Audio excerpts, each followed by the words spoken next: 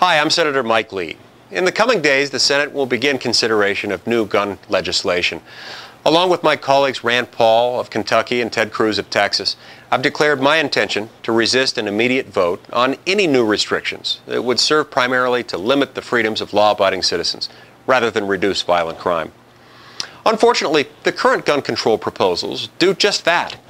So we've informed the Majority Leader that we'll exercise our procedural right to require a 60-vote threshold in order to bring this legislation to the floor of the Senate. We've done this for three reasons.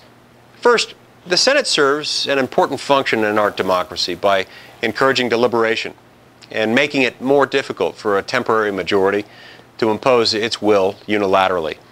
Unlike the House of Representatives, the Senate has rules and procedures that allow for meaningful debate and help ensure that a bare majority of senators can't impose controversial legislation on the American people without robust debate, discussion, and broad-based consensus.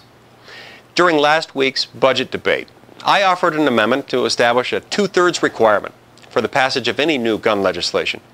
6 Democratic senators voted with nearly a united Republican caucus to support my amendment by a vote of 50 to 49. This vote demonstrated that a majority of senators, including at least 6 Democrats, believe that new gun legislation should have broad bipartisan support in the Senate before it becomes law. To help ensure that new gun laws aren't forced through the Senate with the narrow support of just one party, Senators Paul, Cruz, and I will require a 60-vote threshold to proceed. Second, this debate is about more than magazine clips and pistol grips.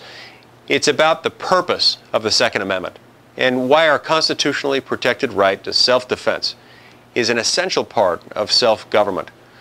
At its core, the Second Amendment helps ensure that individuals and local communities can serve as the first line of defense against threats to our persons and our property. Any limitation of this fundamental right of self-defense makes us more dependent on government for protection. But government can't be everywhere at all times, so the practical effect of limiting our individual rights is to make us less secure. This is deeply troubling to many Americans. Any legislation that would restrict our basic right to self-defense deserves serious and open debate. Requiring a 60-vote threshold helps ensure that we have a meaningful debate rather than a series of backroom deals to push such controversial legislation through Congress with a bare majority. Finally, many of the current gun proposals are both constitutionally problematic and serve primarily to limit the freedoms of law-abiding citizens. Some of the proposals, like universal background checks, would allow the federal government to surveil law-abiding citizens who exercise their constitutional rights. But the federal government has no business monitoring where and how often you go to church, what books or newspapers you read, who you vote for, your health conditions, or any of the details of your private life, including your lawful exercise of Second Amendment rights. Such limitations may at times make it harder for the government. But the Constitution wasn't written to maximize government convenience. It was written to protect individual liberty, your liberty.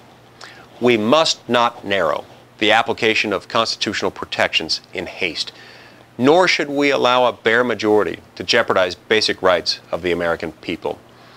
Please join with me, Rand Paul, and Ted Cruz in demanding that the Senate engage in meaningful debate, that our discussions take place in full view of the American people, and that we do not unwisely restrict fundamental constitutional rights.